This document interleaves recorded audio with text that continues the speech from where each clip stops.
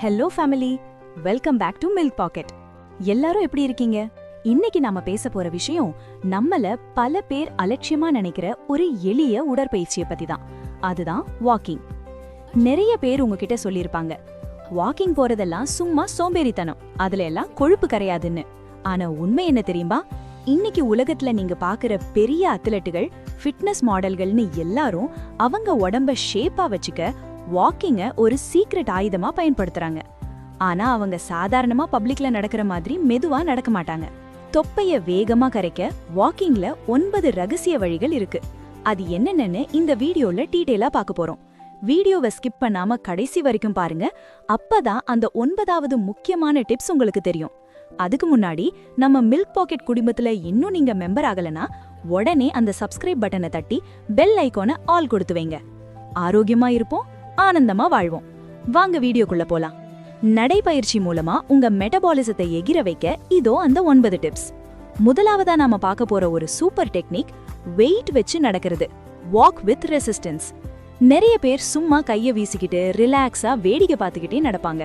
ஆனா நீங்க உங்க தொப்பைய வேகமா கரைக்கணும்னு நினைச்சீங்கன்னா ஒரு சின்ன மேஜிக் பண்ணுங்க. உங்க முதுகுல ஒரு சின்ன பேக் மாட்டிக்கிட்டு அதுல 2-3 கனமான புத்தகங்கள் அல்லது ஒரு வாட்டர் பாட்டில வச்சுக்கிட்டு நடந்து பாருங்க. இதத்தான் சயின்ஸ்ல ரக்கிங் அப்படின்னு சொல்றாங்க. இதற்கு பின்னாடி ஒரு பெரிய அறிவியல் உண்மை இருக்கு ஃபேமிலி. ஹார்வர்ட் ஹெல்த் வெளியிட்ட ஒரு ஆய்வுல என்ன சொல்றாங்கன்னா, உங்க உடல் எடையை விட ஒரு 10-15% கூடுதல் எடையை நீங்க சுமந்துட்டு நடக்கும்போது உங்க இதயம் வழக்கத்தை விட அதிகமா வேலை செய்யும். இதனால சாதாரணமா நடக்கும்போது எரியற கேலரிகளை விட 10-20% அதிகமான கேலரிகள் துரிதமா எரியும். உதாரணத்துக்கு சொல்லணும்னா, நீங்க ஒரு மணி நேரம் சும்மா நடக்கிறதுல கிடைக்கிற பலனை இந்த வெயிட் வச்சு 40 நிமிஷம் நடக்கிறதுலயே கிடைச்சிடும். இது வெறும் கேலரிகளை மட்டும் எரிக்காது, உங்க இடுப்பு தசைகள், அதாவது க்ளூட்ஸ், கால்கள் மற்றும் முதுகெலும்பு சுத்தி இருக்கிற ஸ்டெபிலைசர் தசைகளை செம ஸ்ட்ராங் ஆக்கும். இதனால உங்க போஸ்டர், அதாவது உடல் அமைப்பு நேரா ஆகும், முதுகு வலி வராமலும் தடுக்கும். ஆனா ஒன்னு ஃபேமிலி, ஆரம்பத்துல ரொம்ப அதிக வெயிட் வைக்காதீங்க, கொஞ்சம் கொஞ்சமா எடையை ஏத்துங்க. இதுதான் ஸ்மார்ட் வாக்கிங். இரண்டாவதா நாம பார்க்க போற மிக முக்கியமான விஷயம், daily target, minimum step target. நம்மள பல பேர் பண்ற பெரிய தப்பு என்ன தெரியுமா ஃபேமிலி? என்னைக்கு மனசுக்கு பிடிச்சிருக்கோ அன்னைக்கு மட்டும் நடப்போம், மத்த நாள்ல இன்னைக்கு டயர்டா இருக்குன்னு விட்டுடுவோம். ஆனா இப்படி தோணும் போது மட்டும் நடக்கிறதுக்கு பேரு வாக்கிங் கிடையாது, அது வெறும் உலாவுதல் மட்டும்தான். உங்க உடம்புல இருக்கிற அந்த பிடிவாதமான தொப்பை கொழுப்பை எரிக்கணும்னா அதுக்கு ஒரு முறையான இலக்கு வேணும். அதனாலதான் தினமும் குறைந்தது 10,000 ஸ்டெப்ஸ் நடக்கணும்னு ஒரு உறுதியான டார்கெட் வச்சுக்கோங்க. ஏன் இந்த 10,000 ஸ்டெப்ஸ்? ஏன்னா உலக சுகாதார அமைப்பு, அதாவது WHO போல பல மருத்துவ ஆய்வுகள் என்ன சொல்லுதுன்னா, ஒரு மனிதன் ஆரோக்கியமா இருக்கணும்னா ஒரு நாளைக்கு இவ்வளவு தூரம் நடக்கிறது அவசியம்ங்கறாங்க. இது கிட்டத்தட்ட 8 கிலோமீட்டர் தூரத்துக்கு சமம். உங்க உடம்பு இந்த 10,000 ஸ்டெப்ஸுக்கு பழகிடுச்சுன்னா அப்புறம் மெதுவா 12,000 அல்லது 15,000 ஸ்டெப்ஸா மாத்துங்க. இதுல ஒரு பெரிய ரகசியம் இருக்கு ஃபேமிலி. இந்த ஸ்டெப்ஸை நீங்க ஒரே தடவையில நடந்து முடிக்கணும்னு அவசியம் இல்ல. காலையில ஒரு 3,000, மதியம் சாப்பிட்ட அப்புறம் ஒரு 2,000, சாயங்காலம் ஒரு 5,000ன்னு பிரிச்சு கூட நடக்கலாம். இப்படி தொடர்ந்து 1 மாசம் மட்டும் செஞ்சு பாருங்க, உங்க மெட்டபாலிசம் வேற லெவல்ல எகிரும். அப்புறம் நீங்க தூங்கும் போது கூட உங்க உடம்புல கேலரிகள் எரிஞ்சுகிட்டே இருக்கும்.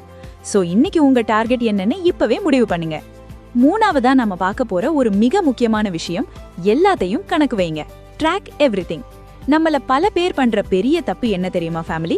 இன்னைக்கு நான் காலையில இருந்து நின்னுகிட்டே தான் இருந்தேன், வீட்ல அங்கேயும் இங்கேயும் நடந்துகிட்டே தான் இருந்தேன், அதனால நான் நிறைய நடந்துட்டேன்னு நாமளே ஒரு கணக்கு போட்டுப்போம்.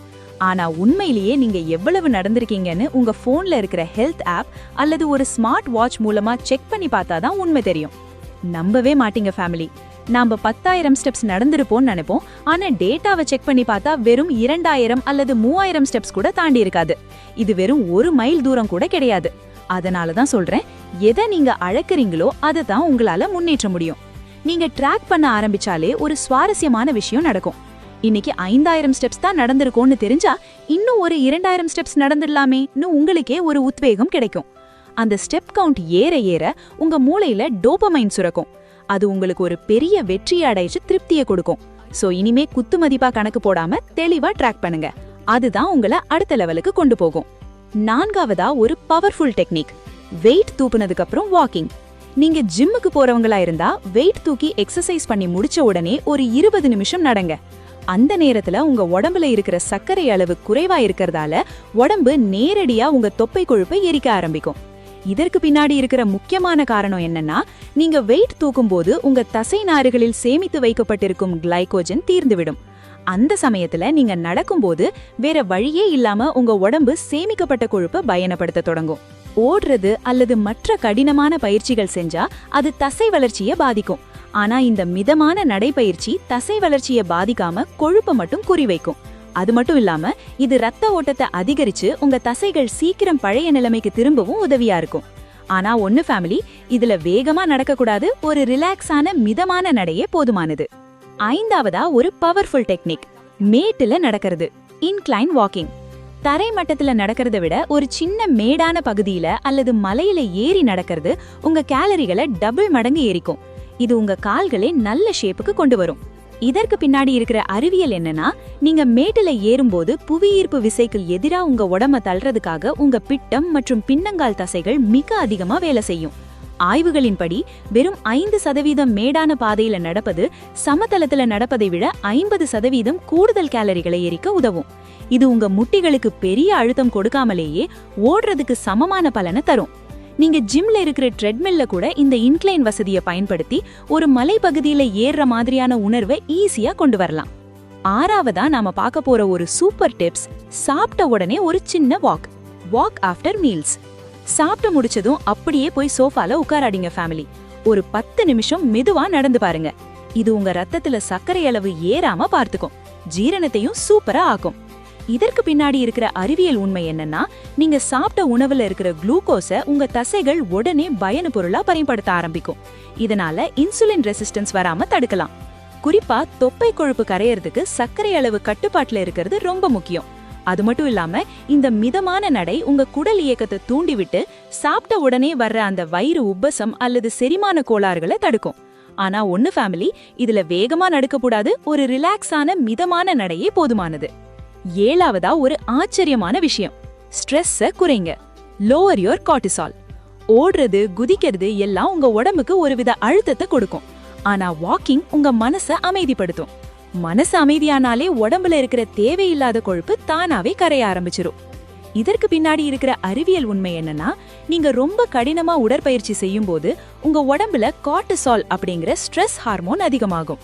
இந்த கார்டிசால் அதிகமா இருந்தா உங்க உடம்பு கொழுப்பை எரிக்காம அப்படியே சேமிச்சு வைக்க பார்க்கும், முக்கியமா தொப்பை பகுதியில.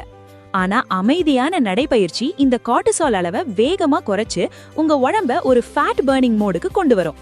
இதனாலதான் மத்த கடினமான பயிற்சிகளை விட வாக்கிங் போறவங்களுக்கு தொப்பை சீக்கிரம் குறையுது. மன அழுத்தம் குறையும் போது உங்க தூக்கமும் சிறப்பாக இருக்கும். அதுவும் மறைமுகமா உங்க உடல் எடையை குறைக்க பெரிய அளவுல உதவியா இருக்கும். எட்டாவதா ஒரு சூப்பர் டிப்ஸ், வேகத்தை மாத்தி மாத்தி நடங்க. ஒரே ஸ்பீட்ல நடக்காம ஒரு 2 நிமிஷம் வேகமா நடங்க, அப்புறம் 3 நிமிஷம் மெதுவா நடங்க.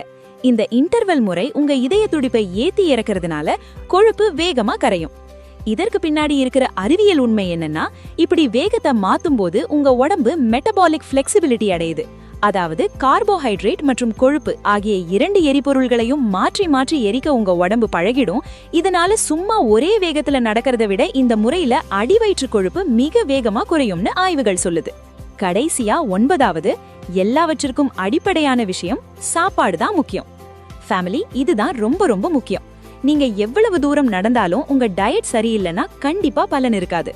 நாம தான் இன்னைக்கு 10,000 ஸ்டெப்ஸ் நடந்துட்டோமேன்னு நினைச்சிட்டு ஜங்க் ஃபுட்ஸ் அல்லது இனிப்புகளை சாப்பிடாதீங்க. ஏன்னா நீங்க 1 மணி நேரம் நடக்கிறதுல எரிக்கிற கேலரிகளை ஒரே ஒரு ஜங்க் ஃபுட் மூலமா 5 நிமிஷத்துல திரும்ப உங்க உடம்புக்குள்ள ஏத்திடலாம். உங்க உணவுல புரோட்டீன் அதிகமா இருக்கிற மாதிரி பாத்துக்கோங்க. அப்பதான் உங்க தசைகள் பலமாகும், கொழுப்பு மட்டும் வேகமா கரையும்.